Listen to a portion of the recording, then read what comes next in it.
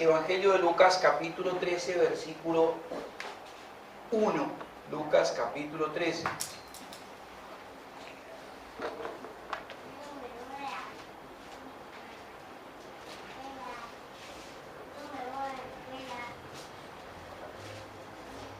Dice así la palabra del Señor. En este mismo tiempo estaban allí algunos que le contaban acerca de los galileos cuya sangre Pilato había mezclado con los sacrificios de ellos. Respondiendo Jesús les dijo: ¿pensáis que estos galileos, porque padecieron tales cosas, eran más pecadores que todos los galileos? Os digo no.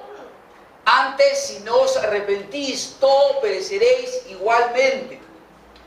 O aquellos 18 sobre los cuales cayó la torre de Siloé y los mató, ¿pensáis que eran más culpables que todos los hombres que habitan en Jerusalén? Os digo no. Antes, si no os arrepentís, todos pereceréis igualmente. Dijo también esta parábola: tenía un hombre una higuera plantada en su viña. Vino a buscar fruto en ella y no lo halló. Y dijo al viñador: he aquí hace 3 años que vengo a buscar fruto en esta higuera y no lo hallo. Córtala, ¿para qué inutiliza también la tierra?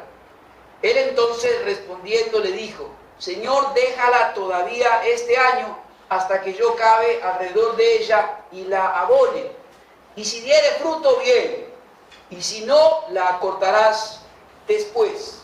Oremos por esta palabra del Señor. Padre celestial, Padre del cielo, te damos gracias, Señor, por esta palabra que podemos compartir en esta mañana. Pedimos en tu santo nombre que tu Espíritu Santo esté iluminando nuestro entendimiento y aplicando esta palabra a nuestro corazón. Señor, que podamos salir esta mañana de este lugar habiendo oído tu voz, hablándonos a cada uno de nosotros por medio de tu palabra. Señor, pedimos todo esto en el santo nombre de tu amado Hijo, el Señor Jesucristo. Amén y amén. Cuando era jovencito, y como muchos de ustedes saben, estaba en la Policía Federal, en cierta y única ocasión, recibí el rebote de un disparo que dio sobre mi hombro derecho. Obviamente yo caí. Quien estaba a mi lado después que nos repusimos todos, no pasó a mayores la situación. Una de sus palabras dijo: faltó poco para que te tocara la cabeza.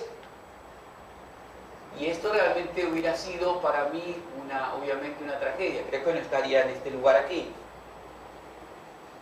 Tragedias existen siempre. Y las tragedias que ocurren sin saberlo, sin esperarlo. Lo que menos podría haber pensado yo es que semejante disparo iba a ser porque una bala de un propio compañero iba a rebotar en la pared y no porque un enemigo disparara. Realmente impensable. Y realmente hubiera sido una tragedia. Gracias a Dios no lo fue, no pasó a mayores. Pero podría haber sido una tragedia tremenda, impensable. Y ocurren a diario tragedias en la vida. Y las tragedias de la vida tienen también sus enseñanzas para nuestra vida. No solamente para la vida de cualquier persona, creyente o no, sino también para la vida de los creyentes.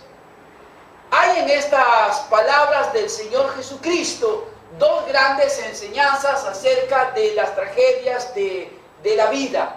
Seamos creyentes o no, una de ellas es el juicio de Dios como una tragedia para algunos que no podrán evitar, pero que se puede evitar si se toma la decisión apropiada. Allí en los primeros versículos el Señor Jesucristo enseña esta gran verdad que enseña a su vez una tragedia o dos, mejor dicho, que ocurrieron en su tiempo y que eran de público conocimiento. En el versículo 1 usted encuentra allí las palabras que van describiendo este acontecimiento. En este mismo tiempo estaban allí algunos que le contaban acerca de los galileos cuya sangre Pilato había mezclado con los sacrificios de ellos. Respondiendo Jesús les dijo: ¿pensáis que estos galileos, porque padecieron tales cosas, eran más pecadores que todos los galileos? Os digo, no. Antes, si no os arrepentís, todos pereceréis igualmente. O aquellos 18 sobre los cuales cayó la torre en Siloé y los mató, ¿pensáis que eran más culpables que todos los hombres que habitan en Jerusalén? Os digo, no. Antes, si no os arrepentís, todos pereceréis igualmente. Este acontecimiento que describe el Evangelio de Lucas es único. Ningún prácticamente historiador o escritor de historia antigua o de novela o de ensayos, etcétera, lo menciona. Lo que sabemos es específicamente lo que las Sagradas Escrituras nos enseñan en este Evangelio de Lucas. Algunos galileos habían peregrinado a la ciudad de Jerusalén para ofrecer adoración y sacrificio a Dios en el templo. Ese fue el momento en el que Poncio Pilato, el procurador de Roma en aquel lugar, los tomó a todos ellos y los sacrificó, directamente los mató. Esta es la razón por la cual las Escrituras dicen que la sangre de los sacrificios se mezcló con la sangre de ellos, siendo asesinados. Las Escrituras no nos dicen cómo es que esto ocurrió o cuándo ocurrió, más allá de que sabemos que fueron asesinados, no conocemos mucho más detalles. No sabemos tampoco, porque la Escritura no nos revela por qué razón Pilato tomó esta decisión de tomar a estas personas que habían ido a Jerusalén a ofrecer sacrificio y a asesinarlos a todos ellos. Pero lo que sí sabemos es que, porque Jesús mismo los está describiendo, es que sí se intentó, aunque no se sabía, se intentó encontrar alguna causa, alguna razón por la cual Pilato había hecho esto. Y en general el razonamiento es que alguna causa tiene que haber habido para que Pilato hiciera lo que hizo con estas personas. Y tanto el pueblo como la sociedad de ese día no buscaba las razones tanto en la crueldad de un procurador romano como Pilato, que era ampliamente conocida por todos, sino en algún pecado desconocido, algún supuesto pasado tenebroso de estos galileos, y a su vez el desagrado divino de sus vidas, y que por esta razón entonces ocurrió tal desgracia. Como que si Pilato fue el instrumento de la ira divina para matar a estos galileos primero y a los de Jerusalén después, porque Dios se desagradaba de sus propias vidas. Y este concepto de desagrado personal como resultado del pecado personal estaba absolutamente arraigado en ese tiempo en la vida de los judíos. Quiero repetir esto porque hoy se sigue repitiendo en algunos círculos evangélicos, lamentablemente, este mismo concepto. El razonar que la tragedia personal tiene que ver con el pecado personal, que el desastre personal tiene que ver con algún pecado personal quizás oculto que se tiene. Algunas veces es así, pero no siempre. Y no se puede ser dogmático y no se puede enseñar esto livianamente. Esto estaba profundamente arraigado, como dije recién, en la vida y el razonamiento de los judíos. Esta fue una de las quizás más arduas luchas intelectuales que tuvo Job. Alguien que es un ejemplo en en el sufrimiento, pero también de la fe en Dios en medio de su sufrimiento, de convencer a sus amigos de que lo que estaba ocurriendo en su vida no tenía que ver con un pecado personal. No sabía por qué la tragedia de lo que le ocurrió a él. Perdió hijos, bienes materiales, perdió su salud. No sabemos si en determinado momento, aunque luego tuvo hijas, pero sí el afecto y el amor de su propia esposa allí, que le pide que maldiga a Dios. Y a su vez tenía que soportar el permanente asedio de sus amigos, tratando de demostrarle a él que si todas estas cosas le habían ocurrido, había sido porque él era culpable de algo. Job capítulo 4, versículo 7, los amigos le dicen: recapacita ahora, ¿qué inocente se ha perdido? ¿Y en dónde han sido destruidos los rectos? Como yo he visto, dice un amigo, los que harán iniquidad siembran injuria, la ciegan. Es decir, si esto te acontece, pues vos tenés la culpa. En el Nuevo Testamento, en el capítulo 9 de Juan, en el versículo 1 en adelante, pasando Jesús y sus discípulos ven un ciego. Han pasado siglos, sin embargo el pensamiento es el mismo. Juan capítulo 9, para los que lo quieren buscar, en el versículo 1 en adelante, allí encontrará brevemente esta misma manera de razonar y de pensar. Al pasar Jesús vio a un hombre ciego de nacimiento y le preguntaron sus discípulos, diciendo: Rabí, ¿quién pecó, este o sus padres, para que haya nacido ciego? Respondió Jesús: no es que pecó este ni sus padres, sino que las obras de Dios, sino para que las obras de Dios se manifiesten en él. Siglos de diferencia, el mismo razonamiento. Tragedias para uno y otro que ninguno podía explicar directamente, a menos que fuera por la explicación de Dios que tenemos hoy. Pero Jesús rechaza absolutamente esta manera de razonar, enfatizando que no necesariamente toda tragedia personal tiene que ver con un pecado personal, sino que Jesús está utilizando dos circunstancias de la vida, como es, en primer lugar, dos tragedias de la vida de los días, de sus propios días, como es el asesinato de estos que han ido a ofrecer sacrificio al templo, o la torre, como vamos a ver, que se derrumba sobre 18 personas para enseñar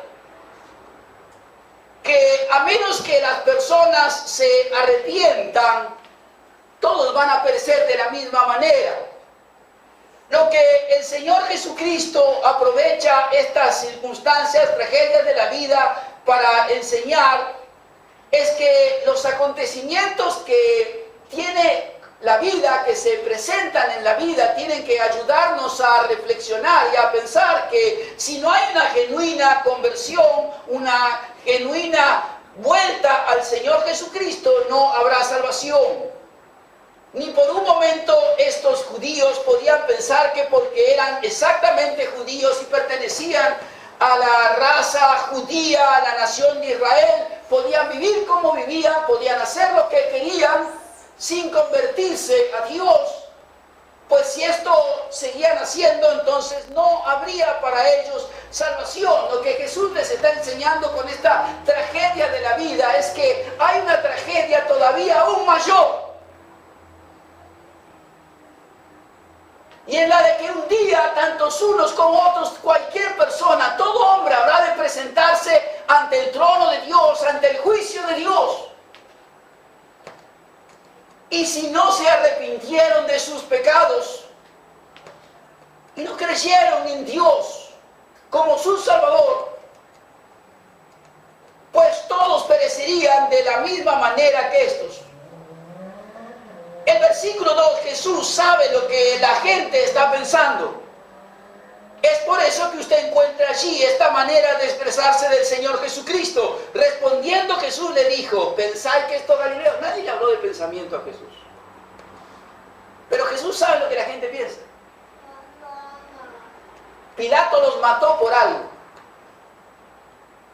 Jesús no va a entrar en una discusión, pero sí aprovecha la ocasión y la tragedia para dar una enseñanza de vida eterna. ¿Pensáis que estos galileos, porque padecieron tales cosas, son más pecadores que todos los galileos? Les digo que no. Si no os arrepentís, ustedes también, todos pereceréis igualmente. Jesús va a dejar en claro también que esto que Él está diciendo no se aplica solamente a los galileos. Los galileos eran como el barrio de emergencia de aquellos años, ¿Me entiende lo que quiere decir? Ahora va a hablar de lo de Jerusalén. Y los de Jerusalén pensaban que de Galilea puede venir, o de Nazaret puede venir algo bueno. Este era el comentario que hacía. Y Jesús va a decir, esto no es solamente para los que viven en el barrio bajo, sino también para los de la capital. También para los de Jerusalén. El versículo 4, Jesús se va a dirigir ahora a los de Jerusalén. O aquellos 18 sobre los cuales cayó la torre en Siloé y los mató, ¿pensáis que era más culpable que todos los hombres que habitan en Jerusalén? Os digo, no. Si no os arrepentís, todos pereceréis igualmente. Todos los que habitaban en Jerusalén y que también estaban sacando conclusiones, no eran ni estaban más endeudados con Dios que los galileos que habían muerto. Ellos también eran responsables delante de Dios por sus hechos. Y lo que está haciendo Jesucristo ahora con ellos también es, como auditorio que tiene, que le están escuchando, es mostrarles que esta tragedia de la vida tiene que ayudarles a ellos a reflexionar. No piensen que estas cosas les pasan solamente a otros, les puede pasar a cualquiera. Pero hay una tragedia mayor todavía, y es la de llegar al juicio de Dios, a la presencia de Dios sin haberse arrepentido de sus pecados en esta vida y sin haber creído en el Señor Jesucristo. En el versículo 5 Jesús les dice, antes si no os arrepentís, todos pereceréis igualmente, todos, sin ninguna clase de excepción. Ellos tenían la costumbre de enseguida sacar delante de todo el mundo el privilegio de su raza, de su nacionalidad, de formar parte del pueblo de Dios, de decir que nosotros somos el pueblo escogido. Sin embargo, más de una vez se les exhortó a que si realmente tenían arrepentimiento, pues dieran frutos de arrepentimiento. Allí en el capítulo 3 de Lucas, en el versículo 8, el mismo libro de Evangelio donde estamos, hay una fuerte exhortación para ellos, que se creían que tenían ciertos privilegios especiales delante de Dios. En el versículo 7, y decía a las multitudes que salían para ser bautizadas por él, está hablando de Juan el Bautista, generación de víboras, ¿quién les enseñó a huir de la ira venidera? Haced pues frutos dignos de arrepentimiento, y no comencéis a decir dentro de vosotros mismos, tenemos a Abraham por padre, porque os digo que Dios puede levantar hijos a Abraham aún de estas piedras. No hay privilegios delante de Dios. Si no hay arrepentimiento, no hay salvación. Y si hay una de las tragedias más grande en la vida de cualquier ser humano, es tener que llegar a la presencia de Dios sin haberse arrepentido de sus pecados. Podrá decirse a sí mismo lo que quiera. Soy bueno, no hago mal a nadie, tengo mi propia religión, como escuché en estos días decir una persona, etcétera, etcétera. Pero quizás no, la mayor tragedia que puede ocurrirle a una persona es llegar ante el juicio de Dios sin haberse arrepentido, sin haber creído en Él. Pues lo que le espera es mucho más que una torre que se le venga encima, o un emperador que lo sacrifique, mezcle su sangre con la de sus propios sacrificios. Las tragedias de la vida nos enseñan muchas cosas hoy también a nosotros. Jesús la usó para enseñarle a los que les escuchaban que prepararan sus vidas para el encuentro con Dios. Pero estas tragedias que también podemos ver nosotros todos los días que ocurren a nuestro alrededor en la vida diaria nos tienen que enseñar en primer lugar la vulnerabilidad del ser humano. Somos vulnerables. No sabemos cuándo será nuestra hora. Las tragedias nos enseñan lo impredecible que son los acontecimientos también de la vida. Son impredecibles. No sabemos cuándo va a ocurrir tal o cual cosa, tal o cual accidente. Las tragedias de la vida también nos enseñan la maldad y la irresponsabilidad del ser humano, que afectan nuestra propia vida y que aún pueden llegar a producir que perdamos la vida con su maldad y con su irresponsabilidad. Pero cuando vemos las tragedias de la vida a diario en el noticiero, la leemos en los diarios, nos enteramos por los medios, por las redes sociales, los medios de comunicación, nos tiene que llevar a revisar nuestra vida y a ver la urgencia que tenemos de revisar nuestra propia vida espiritual y estar seguros de si realmente estamos arrepentidos delante de Dios. Hemos creído en Dios como nuestro Salvador, no que seamos perfectos, porque perfecto no hay nadie, ninguno hay perfecto. Todos lucharemos con el pecado hasta el último día de nuestra vida. Somos salvos por gracia, no por obras, porque seamos buenos. Pero debemos, ante las tragedias de la vida, revisarlas, nuestra propia vida, aprender que tiene un propósito para enseñarnos a nosotros, un propósito urgente de revisarla y ver si estamos realmente arrepentidos, si realmente nos hemos convertido a Jesucristo. ¿Qué significa esto? Girar 180 grados nuestra manera de vivir, comenzar a pensar con los pensamientos de Dios, que los encontramos en su palabra, los que nos ha revelado Él, comenzar a actuar de la misma manera que Dios quiere que actuemos como cristianos, que comencemos a sentir con sentimientos cristianos, a vivir todos los días de nuestra vida como verdaderos hijos de Dios, cristianos, en conformidad con su palabra. Eso es conversión. Nacer de nuevo. Pedirle a Dios que su Espíritu Santo venga sobre nuestra vida y nos haga nacer de nuevo. Quizás no entendamos bien. Te dirá, el pastor, somos todos creyentes, solo Dios conoce los suyos. Yo supongo que somos todos creyentes. Pero los años y las tragedias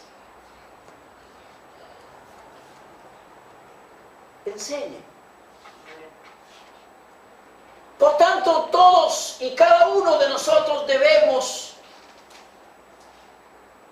mirar las tragedias de la vida y quizás las propias nuestras. Y revisarnos y pensar si realmente tenemos una relación personal con Dios, si estamos arrepentidos de nuestros pecados, si pasados, si queremos una vida nueva, si realmente le hemos pedido a Dios que venga sobre nosotros con poder y nos haga nacer de nuevo, cambiar nuestra vida radicalmente. Debemos hacerlo, porque, como dije antes, las tragedias de la vida nos enseñan que somos vulnerables. Las tragedias son impredecibles, nadie sabe cuándo se va a ir.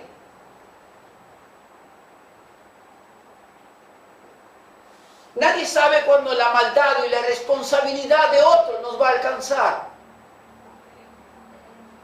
Por tanto, debemos evitar la mayor tragedia que cualquier ser humano puede enfrentar, y es la de llegar a la presencia de Dios, al juicio de Dios que va a existir, que va a venir, al cual todo ser humano va a ir, que nadie piense que por más que muera, vas a poder evitar ese juicio de Dios. Nadie lo podrá hacer. Pero sí podemos preparar nuestra vida para llegar a ese momento habiendo creído en Jesucristo y habiéndonos arrepentido de nuestros pecados.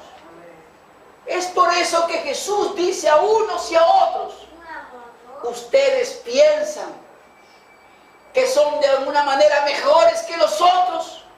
Pues no. Si no se arrepienten, todos van a perecer igualmente. ¿Se les va a caer una torre encima? No. ¿Van a ser sacrificados? No.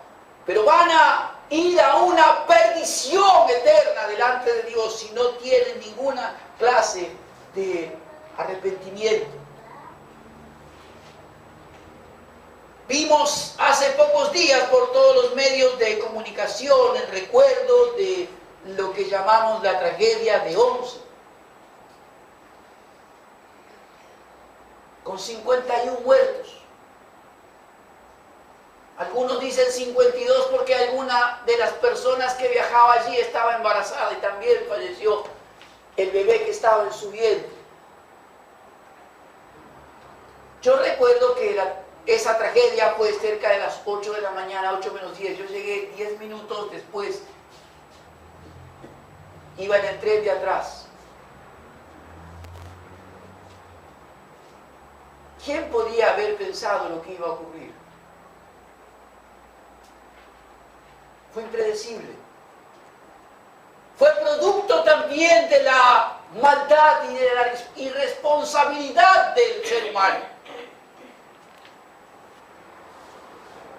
Dineros entregados para los trenes eran desviados para otros fines. Un desapego total sobre la vida humana. Miles, todos los que utilizamos el tren sabemos, porque lo vivimos a diario. Si hay una frase común para los que viajamos en tren aquí, es: tú sabes que sales, no sabes si vuelves. Porque todos mejor dicho, piensan que nadie sabe en qué momento va a ocurrir una tragedia. Pero nosotros sabemos que hay una tragedia que va a ocurrir a menos que nos arrepintamos de nuestros pecados y que le podamos pedir perdón a Dios, para que cuando lleguemos al día del juicio en su presencia, sepamos con seguridad que no será para nosotros ninguna clase de tragedia. Ese es el propósito que tiene Jesús al enseñar acerca de estos dos acontecimientos de la vida de sus días. En segundo lugar, hay una parábola aquí que también Jesús la utilizó para hablar no solo ahora del juicio, sino también de la gracia, del favor de Dios Dice la palabra del Señor allí en el versículo 6, dijo también esta parábola. Tenía un hombre una higuera plantada en su viña, y vino a buscar fruto en ella, y no lo halló. Y dijo al viñador: he aquí, hace 3 años que vengo a buscar fruto en esta higuera y no lo hallo. Córtala. ¿Para qué inutiliza también la tierra? Él entonces respondiendo le dijo: Señor, déjala todavía este año hasta que yo cabe alrededor de ella y la abone. Y si diere fruto, bien, y si no, la cortarás después. Esta parábola, como se conoce de la higuera estéril, es también un mensaje de juicio, pero tiene todo un final y toda una nota de la gracia de Dios que debemos mencionar. Esta vez el diálogo no es entre Jesús y alguno de sus discípulos o seguidores, sino entre un hacendado, un terrateniente y el hombre a quien ha contratado para que esté cuidando su viña. Este hacendado había plantado una viña hacía ya 3 años. Costaba tiempo una higuera, costaba bastante tiempo para que una higuera diera fruto. Y ya era hora que esta higuera diera fruto. Por tanto, el dueño, el hacendado, este terrateniente, venía una y otra vez para recoger higos de ella, para ver si había algún fruto ya. Pero sin embargo, al echar un vistazo una y otra vez tras vez, él se encuentra con que este árbol es estéril. Por lo menos hasta este momento no ha dado ninguna clase de fruto. Y por lo tanto, como buen administrador y como cualquier persona normal pensaría: bueno, si algo no da fruto, ¿para qué lo quiero? No sirve. Por tanto, este hombre, él llega a 2 grandes conclusiones para su administración de la viña y el destino de esta higuera. El árbol no sirve para nada, porque ya pasó una buena cantidad de tiempo y es estéril. Por 3er año consecutivo vino una vez, otra vez y otra vez, y no hay higos allí para recoger. Y en segundo lugar, está ocupando un espacio en la viña, un pedazo de tierra que si no da ninguna clase de fruto, pues es mejor sacarla. Está produciendo gastos porque también hay un tiempo que el viñador, la persona que está a cargo de la viña, tiene que dedicarle. Sin embargo, no ve ninguna clase de fruto allí. No hay productos que se puedan sacar de él. Por lo tanto, es el momento de cortarlo. Si no hay fruto, ya pasó bastante tiempo, ya invertí bastante dinero, está ocupando un lugar en la tierra, me está costando dinero porque hay alguien que tiene que estar cuidándola y fruto no hay. Entonces cortémoslas y saquémosla de aquí. Pero aquí vemos la actitud del viñador, que tiene otros ojos para ver. Versículo 7, en el versículo 8, él entonces respondiendo le dijo: Señor, déjala todavía este año, hasta que yo cabe alrededor de ella y la abone. Si diere fruto, bien, y si no, la cortarás después. Este viñador ruega por la higuera, intercede por ella y pide un año más de paciencia. Él va a estar personalmente, se compromete con el dueño de la viña, se compromete él a estar durante todo este año dedicándole una atención especial. Él va a acabar alrededor de ella, va a echar fertilizante, va a estar cuidándola. Pues sobre todas las cosas, él tiene esperanza de que al final del año, de ese año por el cual él está intercediendo, haya fruto. Si no lo hay, él aceptará la voluntad del dueño de que la corte, pero pide que se le dé un año más, otro año para que tenga la oportunidad de producir. Él pide una nueva oportunidad para esta higuera. No hay necesidad de cortarla. No hay necesidad de sacarla, de arrancarla. Podemos esperar un poco más. Todavía hay algo más que se puede hacer. Jesús está enseñándoles a los que le escuchan que Dios es paciente, que Dios tiene gracia para derramar sobre las personas, que quizás no han dado durante determinado tiempo el fruto esperado. Pero hay un tiempo de Dios, una paciencia de Dios, que va más allá de los tiempos que nosotros como seres humanos podemos disponer, adjudicarle a las personas, a sus vidas espirituales, etc. Mis tiempos no son vuestros tiempos, dice el Señor. Hemos leído esa palabra. Buscad al Señor mientras está cercano, llamadle mientras está cercano, buscadle mientras pueda ser hallado. Fueron palabras del profeta Isaías, llamando al arrepentimiento a unos y enseñando también que los tiempos de Dios son distintos que nuestros propios tiempos. Y hoy estamos todos nosotros aquí. Quizás alguno piense, no he dado todavía el fruto que Dios espera de mi vida. Quizás nuestra vida sea más estéril de lo que los demás ven. Quizás podemos ser muy activos a la vista de los demás, pero privadamente somos estériles. Quizás somos estériles en algún aspecto de nuestra vida, no en todos. Lo que Dios quiere enseñarnos en esta mañana es que Dios también tiene gracia para nosotros. Y que hay gracia de Dios, ese favor de Dios para darnos más tiempo, para dar ese fruto esperado en esa área de nuestra vida, o quizás en toda nuestra vida, que hasta ahora no hemos sabido dar.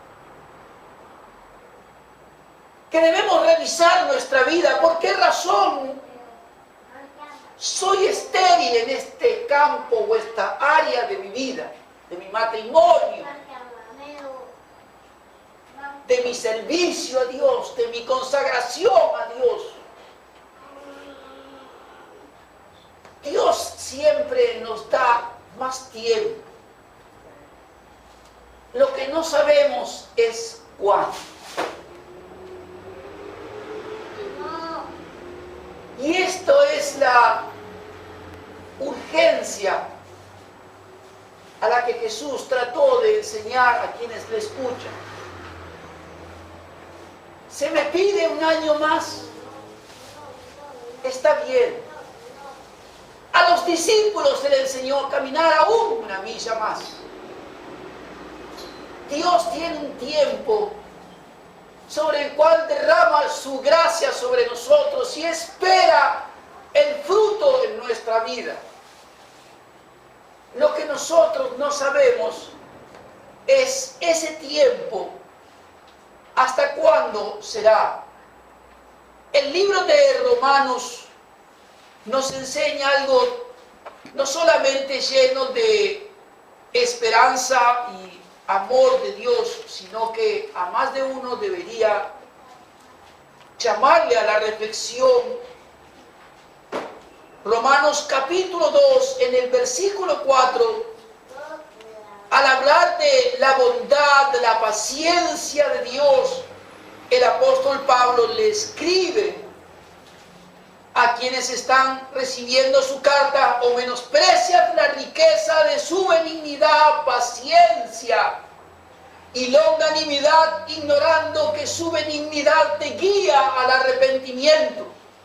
Pero por tu dureza y por tu corazón no arrepentido, atesoras para ti mismo día para el día de la ira y de la revelación del justo juicio de Dios, el cual pagará a cada uno conforme a sus obras.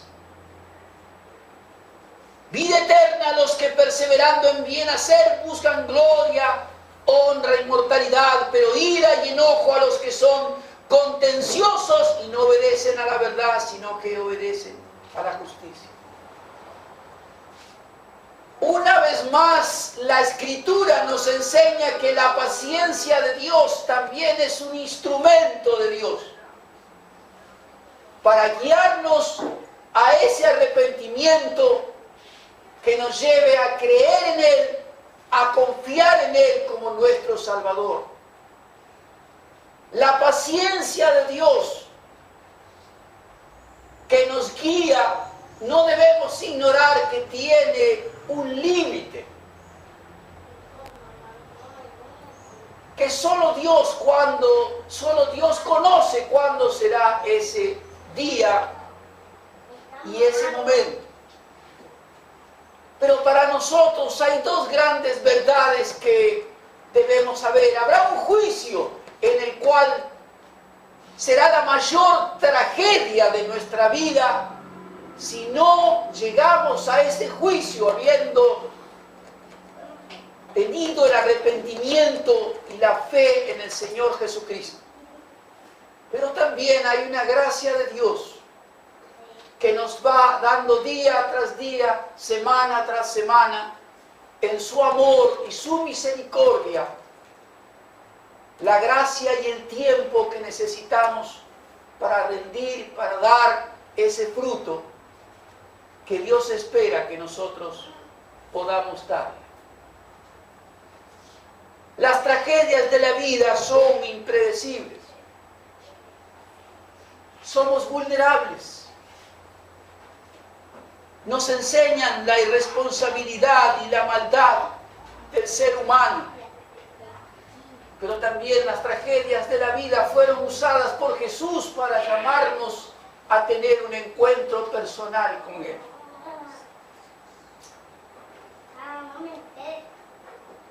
Vimos estos días a alguien que salió, como todos los días,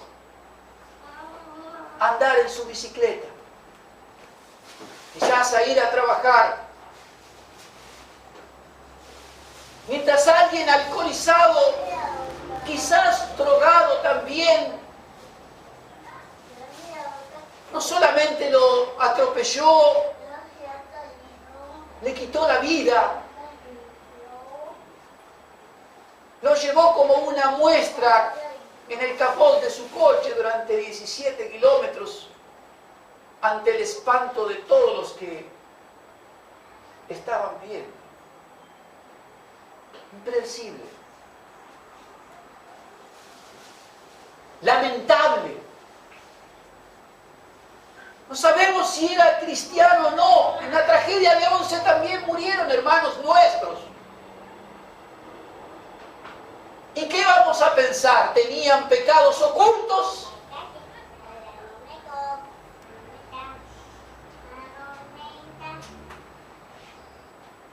Son tragedias. Y las tragedias no solamente Jesús las usó para enseñar en ese momento el llamado al arrepentimiento y a la fe y a tener paciencia también con nosotros mismos, a mirarnos a nosotros también con esperanza. Las tragedias deben enseñarnos a nosotros y llamarnos también a la reflexión. ¿En qué estoy fallando? ¿De qué debo arrepentirme? ¿Cuál es el fruto que Dios espera de mí?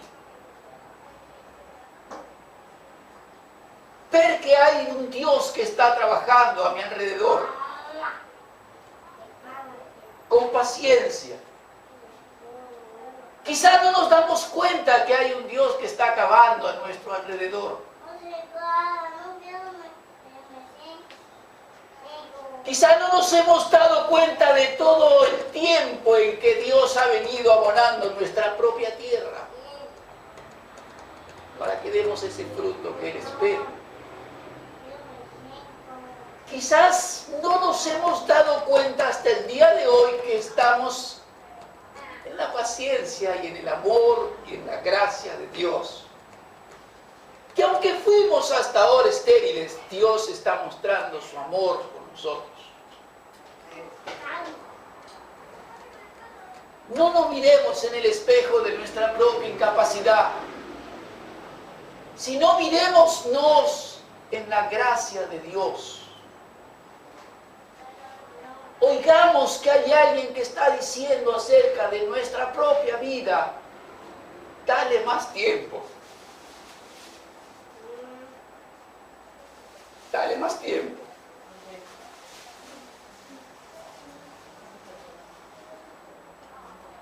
Ya dará el fruto.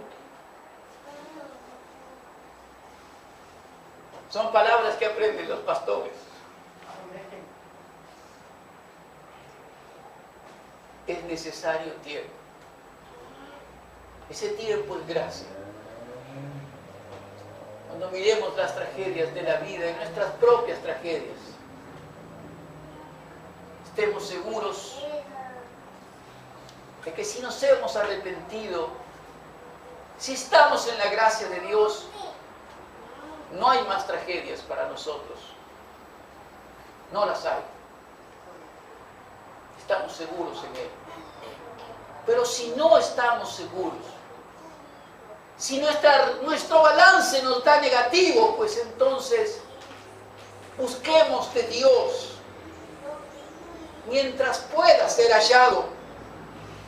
Llamémosle mientras está cercano, mientras estamos oyendo su voz, para poder arrepentirnos, alcanzar la salvación, esa unión con el Señor Jesucristo, formar parte de su familia en plenitud y ya no tener temor de ninguna tragedia de la vida.